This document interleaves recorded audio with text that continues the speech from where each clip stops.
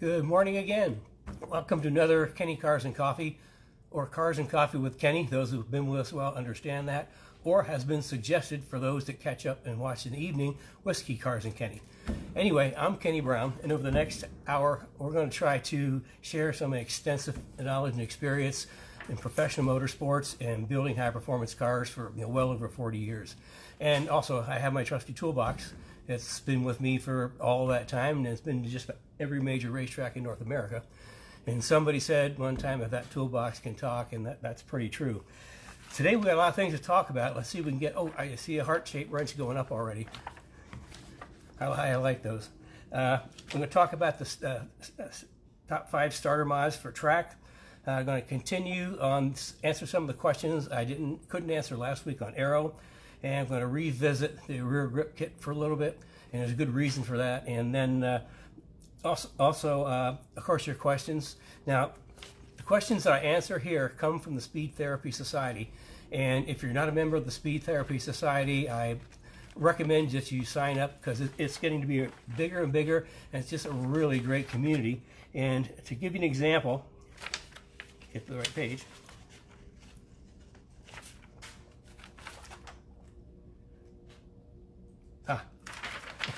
From the Speed Therapy Society, Mark gave us some real good input on some different tires that he's used, and then also Tim and Dan talked about I talked about the nannies, and they kind of reinforced what I said. The cars that had nanny devices, like the S197 and 550s, this is exactly what I said. Is like every nanny you turn off, you need to have an increased skill set. And then Dan recommended when you start doing turn the nannies up, you go down a group. And I shared that a lot of the F550s I've seen backed into a wall were because people took all the nanny devices off and didn't realize how much they were helping them. So that's a good tip, and that's all from the Speed Therapy Society. Artwork. This month's artwork is in honor of Le Mans, as they would say. This is the 1969 winning Ford GT that was in a pitched battle with Porsche all the way up to the last lap, where there was lots of lead changes, and the GT40 was finally the winner. That was with Jackie Ickx and Oliver. So I guess that's also the car that won the year before. So give you a look. See? What are you? So it's also got right behind it. This is another one of my Nicholas Watts works, and it's got the Porsche right behind it. So in honor of Le Mans, that's kind of like the artwork of the month. I kind of like to know, to help me with some of the more stuff that we're doing, how many people are performance street, how many are street and track, and how many are pure track. Because just knowing what you guys are doing, what you guys need to know, helps me kind of shape what I want to share with you. So if you could give us, kind of shoot in that information, that'd be really helpful. And we got some shout outs to Ndolphy, who shared with the 7904 Mustang Road Racers HPD Autocross group, and Rick and Brad shared with the Track Guys Performance group. If you're in any of the Facebook groups that you think that people could really get some value out of what we're doing here, certainly have them join up or share it with them. We'd love to have it.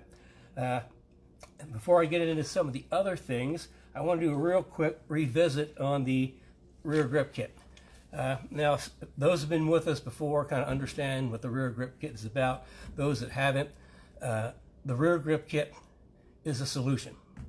It's a solution to tail-happy S197 Mustangs. And anybody that's got an S197 Mustang, put their foot down going around a corner, know exactly what I'm talking about.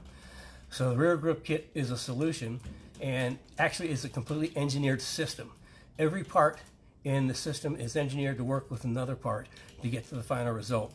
And I'll kind of go over that briefly, but the reason I'm bringing it up again is because our good friend Wes, uncle, who's a really stand-up guy, really talented, put a how-to video together on installing a rear grip kit. And to show how easy it is, he did it in his driveway on jack stands, and he also put in a shameless plug for Kenny Brown jacking rails, which you'll see in the video just how incredibly valuable they are. But he just put it on in his driveway, and it's pretty easy, and it really works. And the reason it works, engineering, geometry. Where to start? Okay, every piece, like every single piece of this package has an input, positive input on improving the rear suspension geometry. Start at the top and work down. Our upper control arm, and you can see that's pretty beefy. It's got a big 3/4 inch rod end, and it's a FK. It's a real high quality FK rod end, and because it's up high, I don't know if you can see that we put sealants on it. Which is because it's really hard to service and clean if it's way up there in the car. So we put seals that's on it to do that. And also, if you notice, the arm is bent. And I think everybody else in the aftermarket has a straight arm.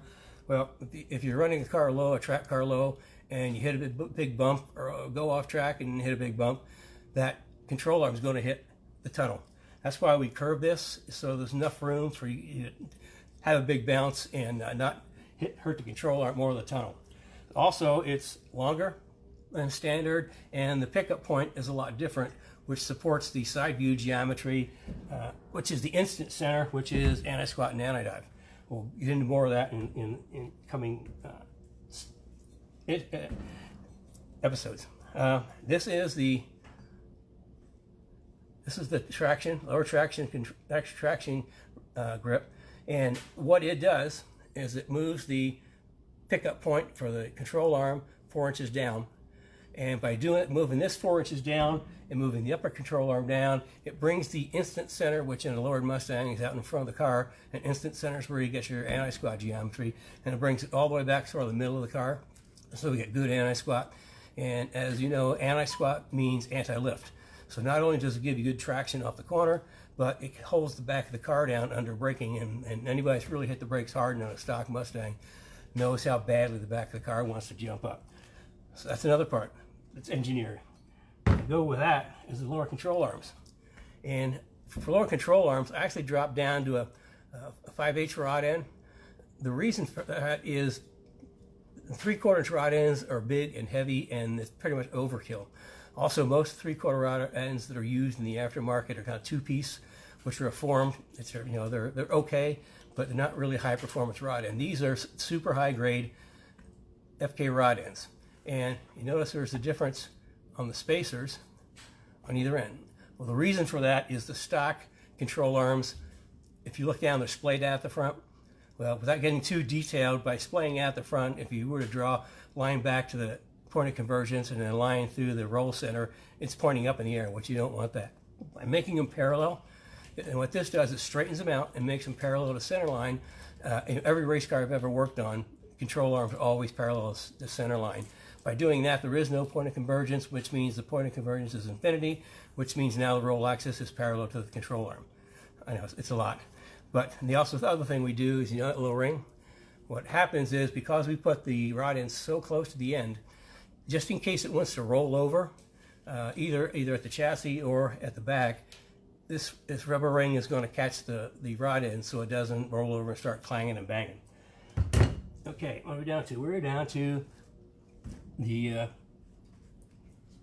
roll center relocation kit, which is probably, this is really, really important. Here we talk about that before.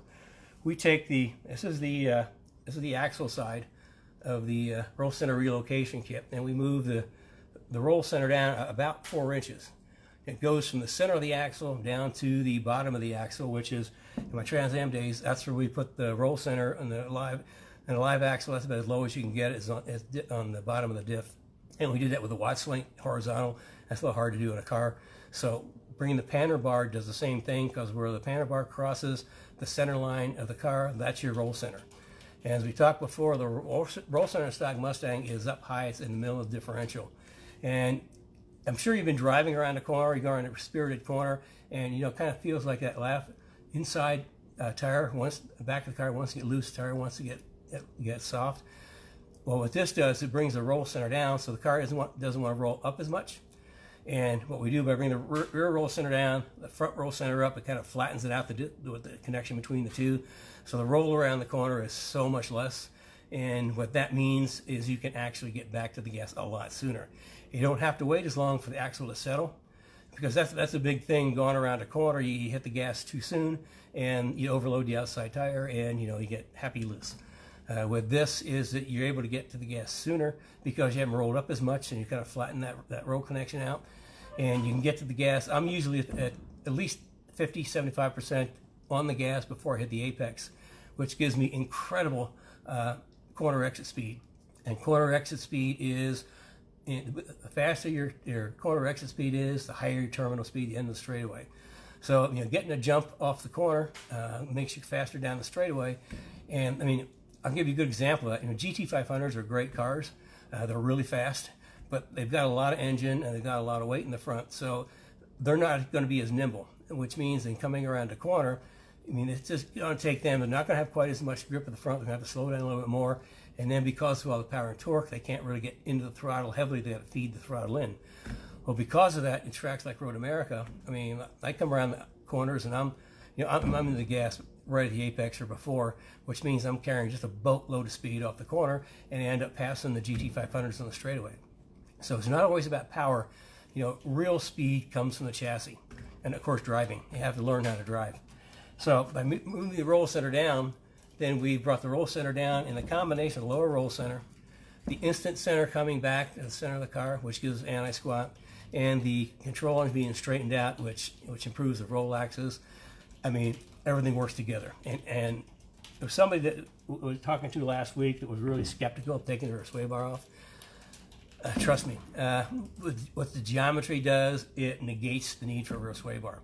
I've had people in the past, especially it was a group I was working with out in California. They were running NASA, and they put my suspension on, and they didn't believe me on the rear sway bar, so they put the rear sway bar on, and they took it off right away. I mean, they found out, well, that's not good. It makes the car loose. That was actually the team that we took into professional racing in World Challenge.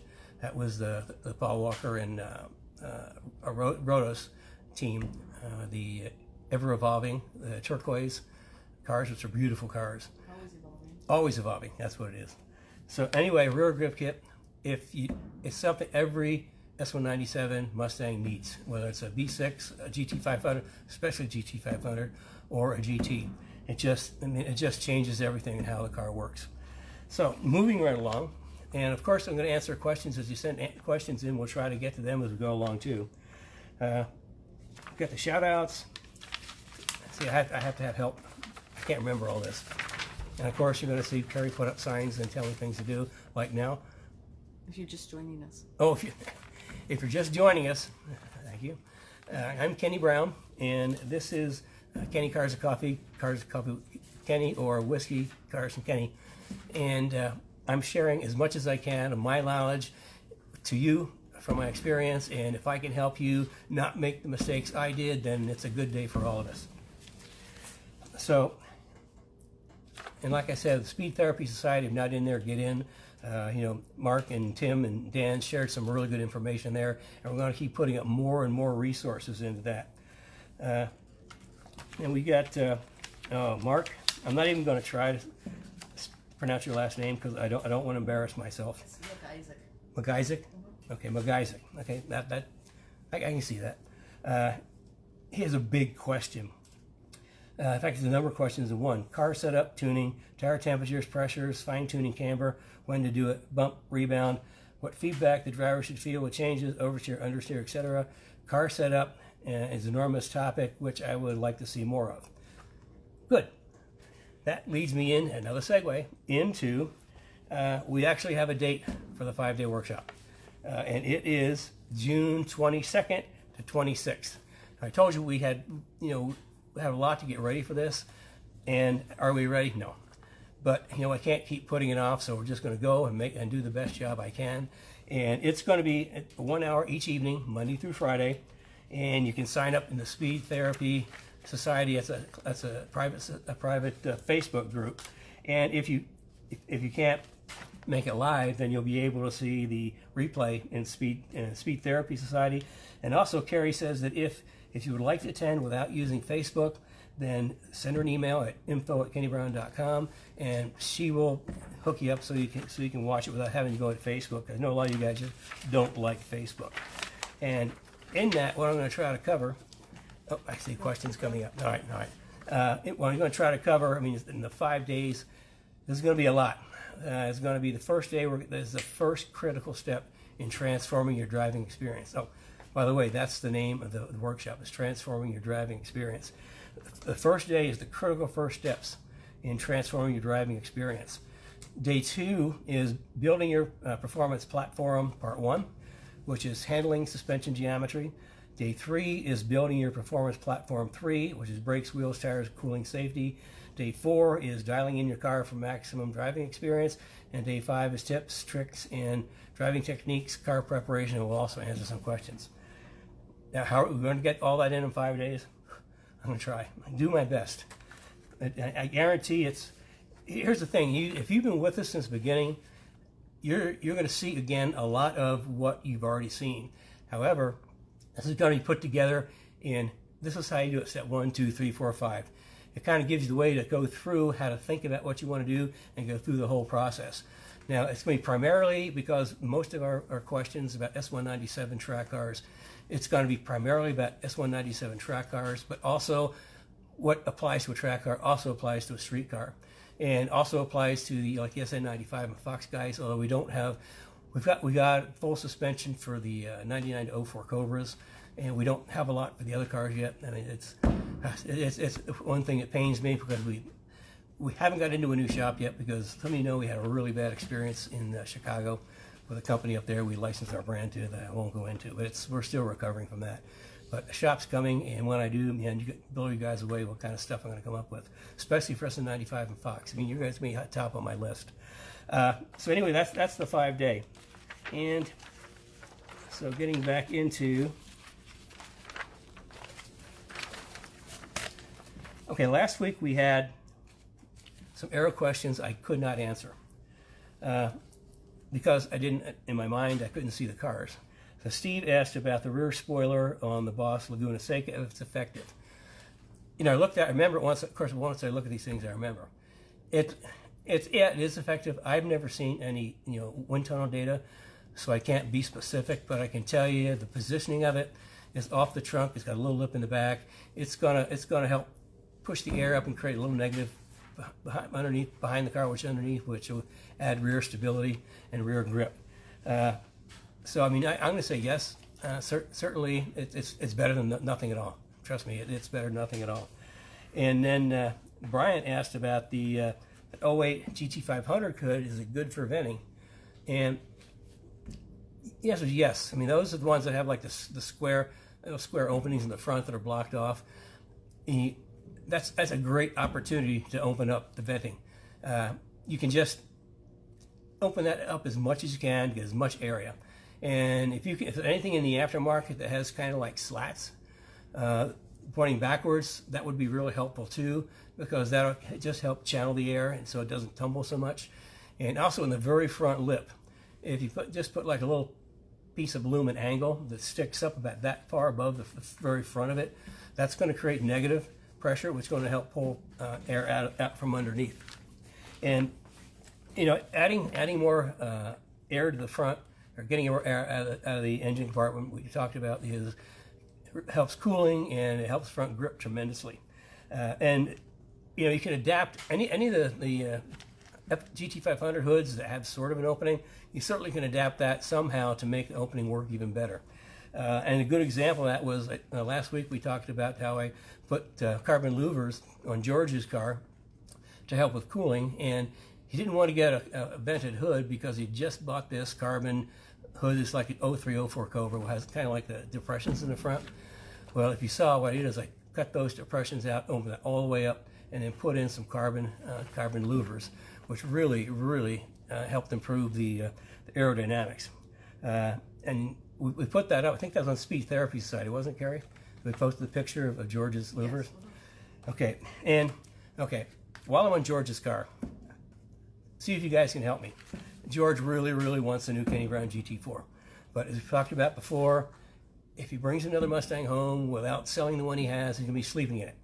So he's not really comfortable sleeping in his car.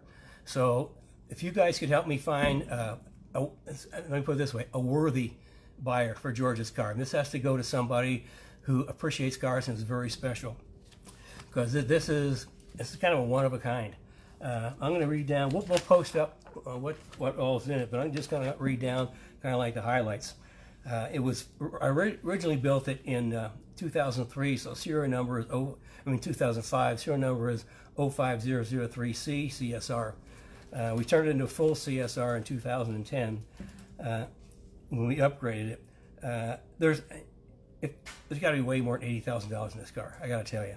And when I go through this, you'll understand. Like on the conversion, it's got AGS 4.5 suspension, tubular control arms, K-member, rear control arms, IRS hard mount geometry, upper lower control arms, coilover shocks, forward torque brace, rear steer, aluminum diff bushings, jacking rails, sump frame connectors, matrix brace, Corbeau seats, 5-point harness as driver and passenger, one of my street cages, rear seat delete, Brembo brakes, carbon fiber heat exchanging hood, differential cooler, brake ducts. Not done. Page 2. Okay, in 2010, what I did is he had the engine rebuilt it's like over 600 horsepower rear wheel, and it's really cool. I mean, it's been bored and stroked at 5.2.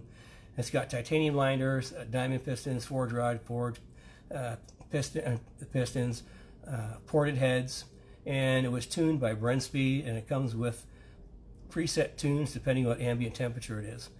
So I mean, it makes a lot of power. George said there's not more than 600 or 700 miles on that motor since he got it.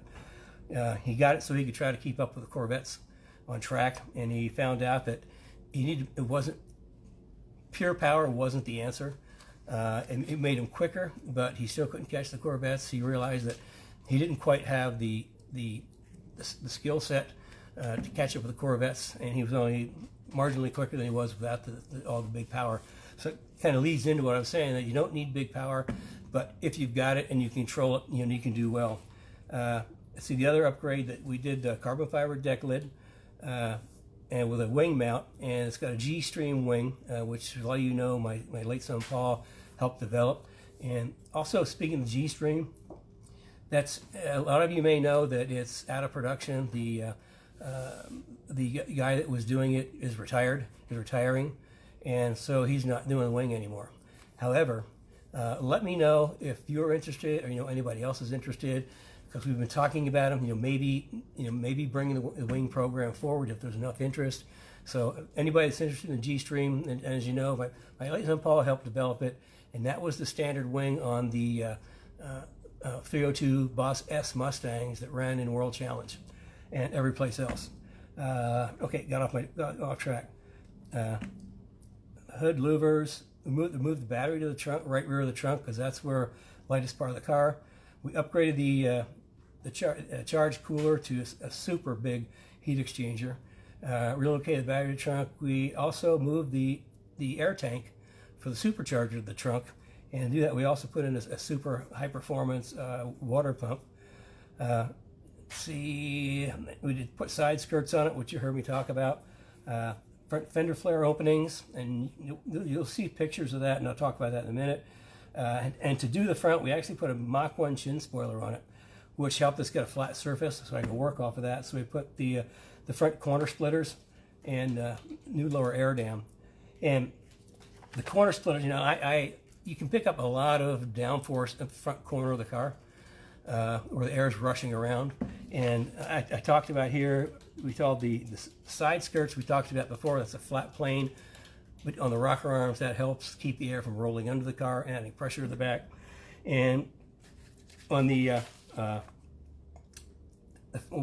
fenders, we put kind of fence, because you get down and look straight at your car at about 6 inches off the ground.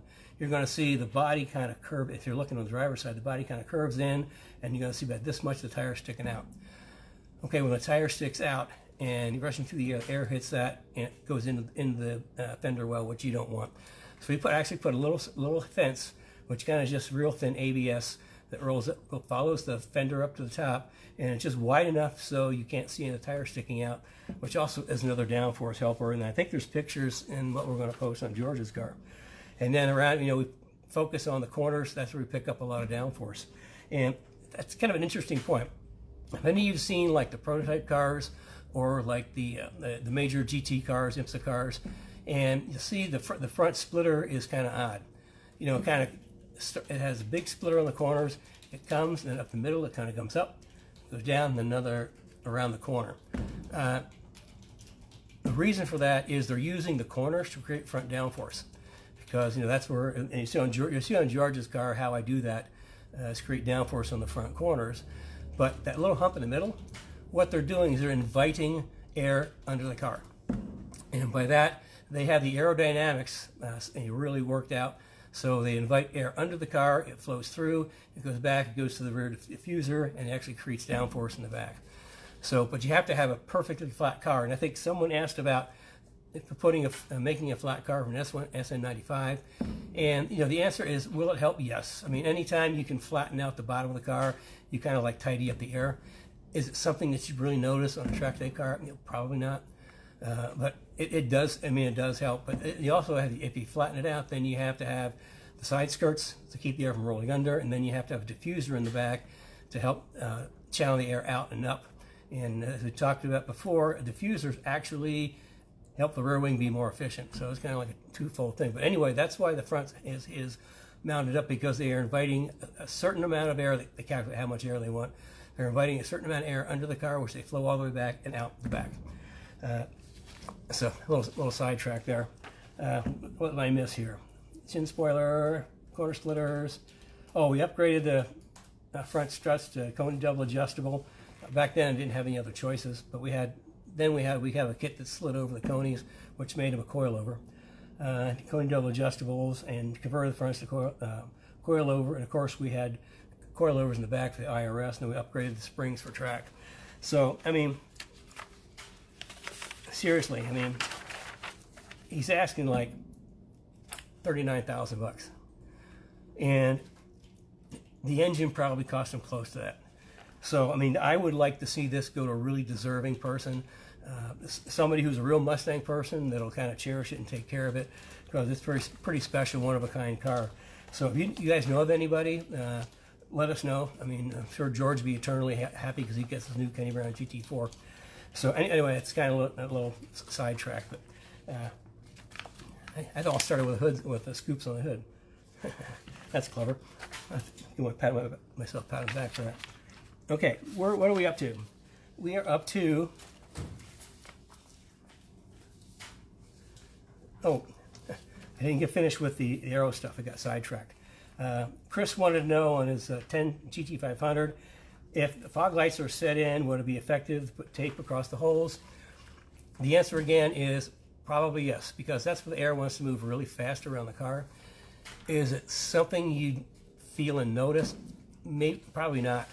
But I mean, it doesn't hurt. I mean, these little things that, that we do on like pro race cars, you can do in your car. You might not notice it, but if you do enough little things, it's going to give you some value. So the short answer is, yeah, go ahead and tape them off, and just make sure there's no edges on the tape, and then it's really smooth. Because air moving around there, it's going to sit the hole and create turbulence. So just cover it, so get the air floating right around. Okay, I think that was all last week's questions that I didn't get to. Oh, here we go. Gary's giving me signs. Why do I keep forgetting this? All I want to talk about is cars. If you like Cars and Coffee, remind you each week, along with the replay, sign up for the newsletter. Oh, newsletter too. I forgot about that. And then, hold it up. I can't see the bottom. There's a link at the top of the page to join the newsletter. Say that one more time. There's a link. Okay, there's a link at the top of the page to join the newsletter. Happy? Yep. Okay, thank you. Okay, now what we need to get into, what we're talking about, we covered, Mark's big question in the 5-day workshop, and then getting back to the front. Let's see. Top 5, I think Christopher asked the top 5 starter parts for a track car. This is a really difficult question to answer because it depends on which car, Fox, SN95, SN97, 550. Because the further you go back, the more you have to do. The further you come forward, the less you have to do. But in general, the number one thing, hands down, brakes. And you've heard me talk about this before. You have to have good brakes. You know, a Mustang is 3,800 pounds of pure kinetic energy soaring down the track 120 miles an hour. And the only way to slow down, well, not the only way, I mean, it's the best way. You could use a tree, a wall, or a guardrail, which really aren't the best, but they are very effective in stopping the car, is to take that kinetic energy, 3,800 pounds kinetic energy, and turn it into heat energy via the brakes. Remember Newton's law, something in motion stays in motion until acted upon by outside force. Well, the brakes take that kinetic energy, and through heat, they turn that kinetic energy into heat energy, and they use that to slow the car down, which means the brakes get hot, really, really hot. My brakes in my car, I'm running like 1,200 degree rotor temperature in the front, and we talked about rotor paint in previous sessions about how you can use that to gauge what temperature your rotor are actually running, because that's what you want to match your pads to the temperature your rotors are running. If you have too high of a compound, too aggressive of a compound, and your rotor temperatures aren't that high, it's not going to be that effective. If you have high temperatures and kind of a low temperature pad, they'll stop, but your wear factor is going to increase dramatically. So it's kind of like matching the temperature on the rotors with a compound of the brake pads. And we've got, I think I got maybe 15, 20 different brake compounds that we use, everywhere from ambient temperature all the way up to like 1,800 degrees, 2,000 degrees, and with a whole bunch of them in between. And with brake pads, you really kind of want to get, like with the, let's say the Hawk DTC 70s, for example, that's a pure race pad. The heat range is from 1,400 to 1,600 degrees. I mean, from 400 to 1,600 degrees. Well, my car's running right in the 1,200 degree range. That's kind of right in the middle. So that's kind of a good match.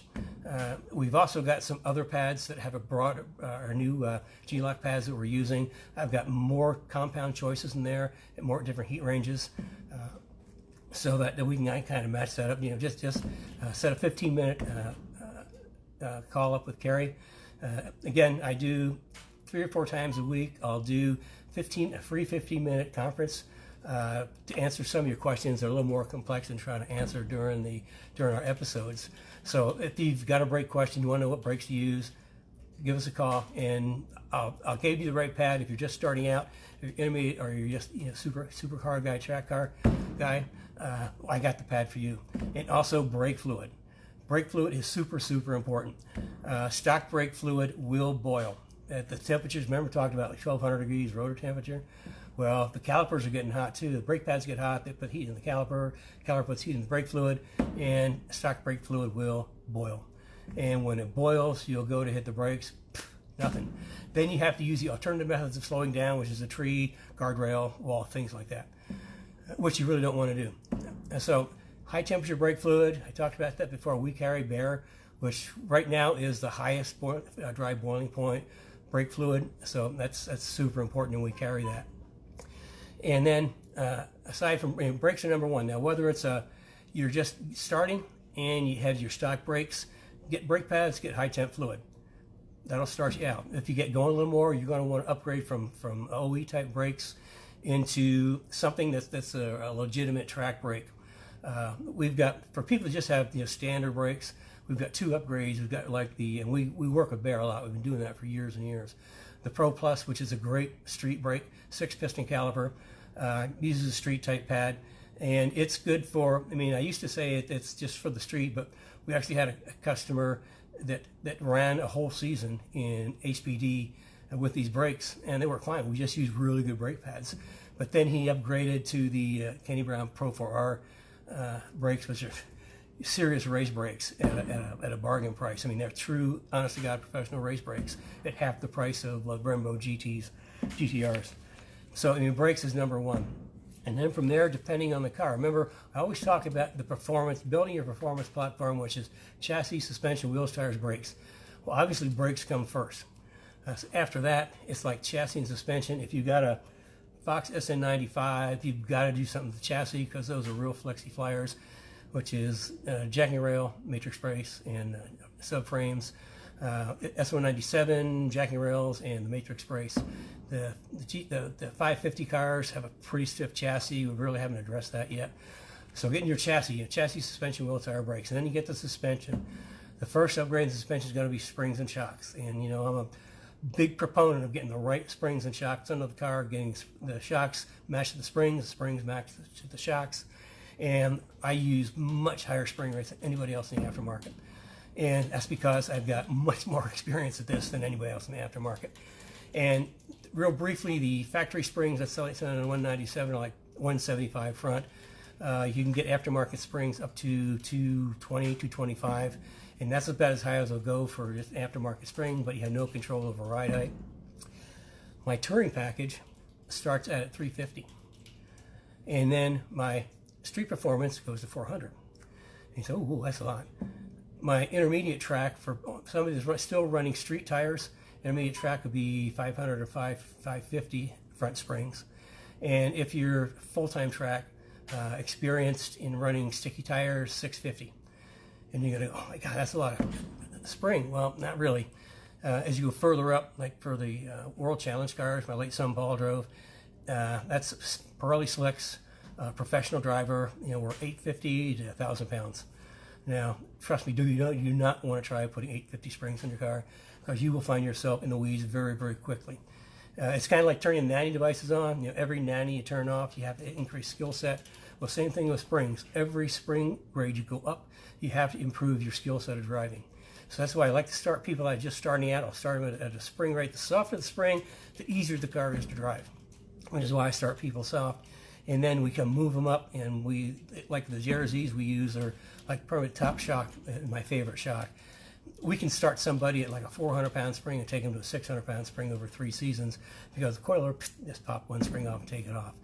Now, our H&Rs are kind of a unique package because it comes with a 630 front, but I mean it's the way that the shocks are valved is really impressive, because they, well, we just got, who was it put it on that said it passed the wife test? Was that Tim? Yeah, that's Tim Thomasak. Yeah, Tim Thomasak put on the street performance H&Rs with the 630 fronts. Actually, it wasn't street performance, RSS. Oh yeah, yeah, that's street performance. You know, the RS shocks. That's with the adjustable fronts, fixed adjust rears, and a coil over front and a coil adjuster in the back, and 630 springs and single adjustable. And what we got back is, ta-da! Listen to this drum roll. It passed the wife test. Actually, they got a B. It passed the wife test with a solid B. So that's kind of a unique spring and shock package that works in the street, passes the wife test, and also you just kind of turn it up a little bit for the track to get more control, and we'll talk about more of that in the 5-day. You know, the faster you go, the more control you need. So, okay, we talked about brakes, chassis, spring and shock, brake, suspension, wheel starters, brakes. In S197, geometry, after springs and shocks, geometry is important. Rear grip kit that I talked about tames the back. Front grip kit for the front takes care of the front. All the geometry is completely changed. I'm the only one that changes every spec of geometry in a 197. Now, the 550 cars, we just go with springs and shocks and sway bars and brakes, wheels, and tires, because that's such a well-advanced chassis that we don't have to do as much. Remember I said the newer the car is, we do less. The older the car is, the more we have to do. So 550, it's, you know, brakes first, springs and shocks, front sway bar, and then wheels and tires. S197, you know, we've got to the shock, springs, and suspension. And things like Aero, I mean, you want to just, if you're starting out, forget about the Aero stuff. You want to focus on mechanical grip. Now, when I develop a new platform, I'll do it without any Aero devices, because I want to maximize the mechanical grip first. Once I got the mechanical grip, then I will add Aero for specific outcomes. I tell people, you know, never do anything to a car, add anything to a car, change anything to a car without looking for a specific outlook or outcome. You know, don't change it, but this guy down here says, oh, you got to change that. Well, he doesn't know what's going on with your car. But anytime you make a change, you're looking for a specific outcome. And a lot of this tuning cars is, I mean, I've been doing it a long time, and there's so much, I mean, there's so much guesswork involved. But when you've done it a lot, then your guesswork becomes more refined, and you can make better decisions and get better results. And And in the beginning, as you make changes, get your notebook. We talked about notebook. It'll be like a #1 thing in the 5-day. Every time you make a change, write it down so you can remember. Because if you think you're going to remember later, I can guarantee that. I've been there, done that. So anytime you make a change, you're looking for a specific outcome. You want to add aero. Why? Well, there's not quite as much grip in the front. Okay, you want to add a little front aero. There's not quite, also vented hood, remember that, vented hood. There's not quite enough grip under braking. Okay, you want to put a wing in the back. But you have to kind of balance the two. Again, we used to have the G3 wings out of production. Let us know if you want one. In the meantime, we've got a really, really nice wing that we're substituting. It's I can't remember the name. It's anyway, it's a 3D wing, which means the center is lifted. Remember I said in the front of the prototypes, the center of the front of the car is lifted to invite air under. When this wing comes in, there's an up lip, and that lip is again to invite air underneath there to add more flow under the wing, which means more low pressure, which means more downforce. And those wings are so efficient that we're actually running them at 3 degrees positive. 3 degrees positive means the front of the wing is 3 degrees higher than the back. Most wings are 3 degrees negative, with the back being higher. So I mean, we've got some choices in the meantime, and we've also got a low version of that for the 197s. It's pretty cool. And I think maybe the 197s that sits like right on the trunk lid, so you don't, if you're driving around town, you don't draw as much attention to have the wing up in the air. You can tuck it down low. We've got a way to do that. So I mean, you're always looking for a result. You want to change the sway bar. Why? The car's doing this or that. Okay, I always start people out in the middle adjustment of the sway bar. So then I tell them what to do. Okay, try it soft, see what it drives like, write it down. Then try it firm, see what it drives like, write it down. Then you can make your decision for you, your car, that track, what's the best setting. Remember I said earlier, every day, every track, every driver is different. So adjusting what I do for one car might not be that so good for another car. And we run across that in professional racing a lot because you've got multiple drivers. And typically, if you're running 2 cars, the car setups are going to be similar, but they're rarely exactly the same because every driver drives differently. My biggest challenge was doing the Celine endurance cars where we had 3 different drivers per car. So I had to kind of come up with a compromise for 3 different drivers on setup, which actually worked out pretty good, because if you give everybody a little bit of what they're looking for, they'll be willing to compromise on what somebody else needs, and it works out pretty good. So like I say, every driver is different, and you have to try it. The front doesn't have enough, it's a little pushing a little bit off the corner, add a little more rebound in the shock. Write it down and drive it. What does that do? If it's better, woohoo, add a little more. If it's better, great. Add a little more, whoa, it's worse, back up. So you have to tune your car around yourself. Not what the guy next door says, not what you read on the internet. Please don't believe what you read on the internet. There's so much disinformation there. I mean, if you need some real information, direction, again, call Carrie, set up a 15-minute conference call with me, and I'll try to sort you out. Or watch us on the Transforming Your Driving Experience. Oh, we're running out of time. We have questions? Gotta get going. I hit all 5 things on track cars. Wait, most of them. Oh, back to SN95s. Now for the Cobras, we've got a full suspension. So you want to do the chassis support, and then you want to do the front grip kit, which is K-member, control arms, caster plus, camber adjuster, and the offset rack bushings, and then the tubular control arms, lower top coilover shocks, and the geometry fix. We haven't, man, I got to get a shop so bad, you guys have no idea. I want to get the rear suspension done for 197s, but it's in the future. Yeah, you used to have one. Yeah, I used to have one, but the reason we didn't bring back the one we had, because there was the Fox cars, there was so many different exhaust systems. We just had a terrible time because packaging is so tight. When the exhaust comes over, you don't have much room. And what people don't realize, exhaust systems grow when they get hot. And so we had like 5 or 6 different ones to try to do different exhaust systems. And I mean, it just wasn't worth it at the end. So that's why we haven't brought that back. I've got something new in my head, but again, we're working towards a shot. We're getting there. Anybody wants to help? Hey, let us know. Okay. Remember, God, I can't do this better. Like cars and coffee. by clicking the like button at the top of this live session. See, these are things I don't know about. I know about cars, but this is all news to me. And, oh, more thumbs up. Okay, thumbs up and heart-shaped wrenches. That's kind of like every car, getting set up for track, every car is different. Again, you want a little more fine-tuned for what you want to do, 15-minute conference call. I'll help you out as much as I can. So I think we've only got 15 minutes left for questions. God, I got long-winded today. When I get going, I get going. We have a lot of questions, so I'm going to start at the top and go down.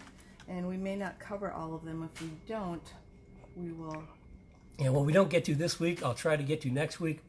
And again, remember, I shape what I talk about based on the questions you send in, because I want to talk about what you want to learn about. So, send your questions in. We can't get to all of them. Sometimes I'll package a couple together. It's kind of the same theme.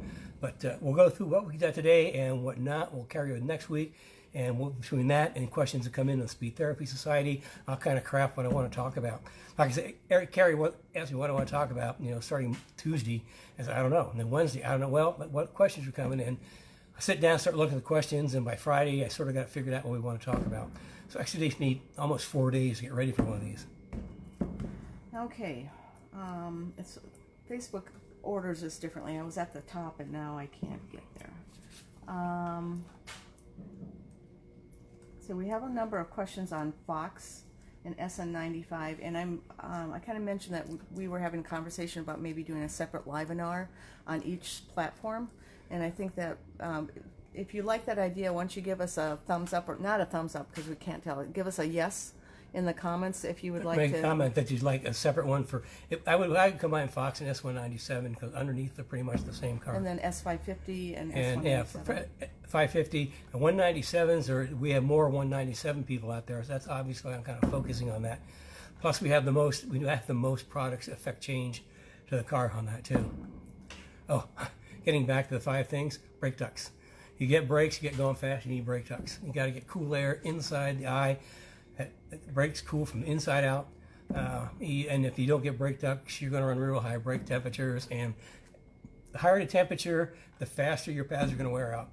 That's why stock street pads wear out maybe 2 laps, because the temperature is so high, they just go. They lose all their wear. Okay, this first question is from Kobe Ward.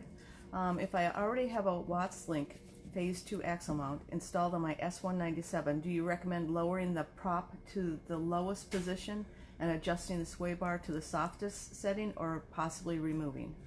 I'd say yes. I would, however you can get that Watts link down as low as you can get it, it's going to help, because where the center pivot is, that's the roll center. Watts link is a really good way to locate the axle because it's perfect. That's why in the Trans Am we used a Watts link, but we mounted it horizontal on differential to get that low roll center. So get it down as low as you can, and absolutely set the sway bar in the softest setting. And I think you'll see that it'll make a difference. You're not going to be able to get as low as we do with our roll center relocation kit, but every little bit will help you. Okay, here's another question. This is from Tim Tomasak. He's using I used Kenny's suggestion for the initial RH setup with RSS coilovers. Question: is there a gain to be made by diagonal corner weight balancing? He's referencing his coilover setup: rear RH at 1/4 inch to 1/2 inch higher than front, and front ride height is 1 inch higher than tire diameter. Okay, that's kind of a long question, but I've got a really good answer. He's asking about corner weights and also the setup front to rear. Okay, if you're professional racer running for a championship, absolutely have to work on corner weights. It's an absolute must, and you got to set the car up on the pads. For like an S197, you can do it. Is there much to be gained? Not really, because what you're looking corner weights, like on a Mustang, what I look for is to get both front tires kind of balanced. Look at the front tires first, get them balanced, because if you got one tire that's light, under hard braking, this is without ABS, you get one tire light, and the tire's going to lock up all the time. And you even see that in Formula One. The tire that's light, really hard braking, tire gets light, they kind of smoke them a little bit. The same thing happens if in a Mustang, if one tire is light and hit the brakes, that's going to lock up first. So in corner weighting, we try to race cars. We try to get I do the fronts first and then try to corner balance the car. But for S197, you have ABS brakes. You know, it's going to be fine. It's you can do it. Like I say, you're not going to notice much. And if it costs you money to do that, there's better ways to spend your money.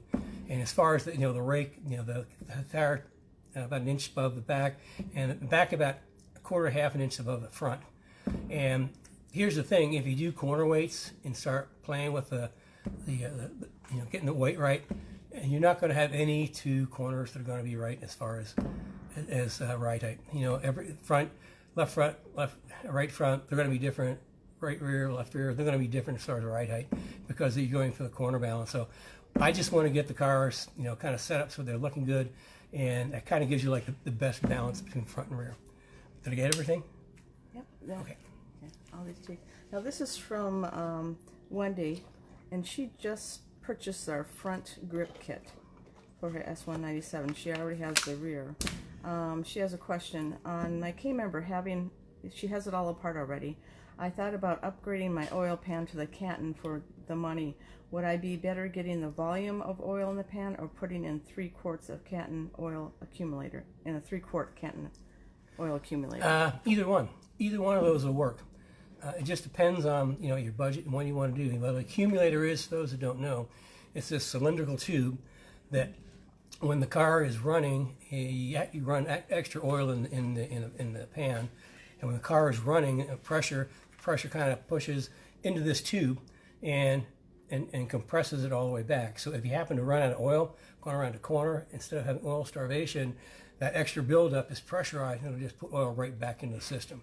That's one way to do it. The other way is with a Canton road race pan, which we use a lot. It's simple and easy, and works really good. Stock pans are like okay to a point, but at some point you start going really fast. And going around the corner, the oil is going to want to climb up in the oil pan, and you always stand the risk of having it, climb away from the oil intake. Okay, here's just a comment from Warren Johnson. He's a really good longtime customer of ours. Yeah, Warren's been around for a while. And he said he's an engineer too. And he said he sent to you a video clip last night of him smoking a new C8 Z51 Corvette. Oh, I got to see that. We've been working with Warren. He's got a GT500, and as you heard me talk about, GT500s are difficult because they got a lot of weight in the front, a lot of torque in the back. So I've kind of been working with him to get this car sorted out, and he kept complaining about grip, but he's running like high performance street tires, and I said, man, your grip is tires. You got to get tires. So what does he do? He jumps off the deep end. He goes ahead and gets the Pirelli Trofeo R's, which is you talk about a track tire. I mean, they are just this much short of a full race tire. They're super grippy. The carcass is just like a race tire. In fact, when we do tire pressures on like the Trofeos and also Pirelli slicks, we don't do it like on the VOT tires where we kind of balance inside to out, and all the pressure is going to be different with the Trofeos and the slicks. We're looking for a specific pressure. Typically, the range is 30 to 34. We most of the time run 32 pressures, 32 pounds hot. So he went and got the good tires, and it sounds like they work. He smoked what? A ZR? I can't have to go back and look. Anyway, he smoked a Corvette. Way to go. Keep it up. Of course, you might have some Corvette people in there. Well, have Corvette people. Keep it up. Keep it up. Okay, we have a Mercure 4TI in the group XR 4TI. That's pretty interesting. Do you remember the Mercures? Oh yeah, I remember the Mercures. I used to work on them. Well, you talk about an underrated car. They were a good car, except for a couple things. When they brought them to the U.S., Ford took power out and they cheapened them up. But aside from that, I used to back in, this is the 80s maybe. Whenever there was a Mercure at a car rental, I always got that for a car rental because I loved them. Great cars. They were just, Ford screwed it up when they brought it over. They took too much of the good points out to make it, quote, Americanized, which to me was a huge mistake. There are Americans that like European cars. Okay. Okay, we have From Buddy Stogie. You know who that is? Buddy Stogie. You know who that is, right? That's got to be Roy. Yeah. Can you cover suspension judgment adjustments for track or racing in the rain? Oh, that's a really good one. For track or racing in the rain. Okay, first of all, you want to put rain tires on or tires with tread. But in rain, you want to soften up the car as much as possible. Now, in racing, the way I do that is I will unhook one side of the sway bar and just zip tie it up out of the way, and then we'll just turn the shocks pretty much all the way down or close to all the way down. Because if you soften up, the more you soften up the car, the better. You want the car to roll before it starts to really put too much pressure on the tire.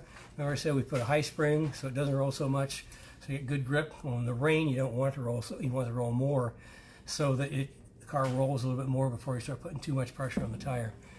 So you go pretty much full soft in the rain. That's the best I can say. Okay, that's probably the last question for today. Here we go again, carrying her signs. Invite your friends. Yeah, if you enjoy this and you know somebody else that'll enjoy it and learn something from it, please, have them join us. I mean, the more the merrier. And the guys in the Speech Therapy Society, you can see their training information, which is exactly what we wanted. Speech Therapy Society isn't just a group, it's a community of like-minded people, and it's a really good group, by the way. And yeah, transform your driving experience. God, what would I do without it? Transform your driving experience. 5-day starts June 22nd. And day after Father's Day. Day after Father's Day. Oh, George's car. That'd make a really good Father's Day present for somebody. So, day after Father's Day, and like I said, are we totally ready? No, but I can't put you guys off anymore, so we're just going to dive right in and do it. So, you can sign up for that in Speech Therapy. And if you're not in Facebook, you can get a hold of Carrie through info@kennybrown.com, and she can get you signed up another way. So, any questions we missed, we'll cover next week. yeah, any questions we didn't get to, we'll cover next week. And I'm actually going to do something unheard of. We're going to wrap up 3 minutes before the hour, which is okay because it's getting warm. So, keep the shiny side up. We'll see you next week. Invite your friends. Send your questions in. That's how craft what we're going to talk about next week. And, we love you guys. You guys are awesome.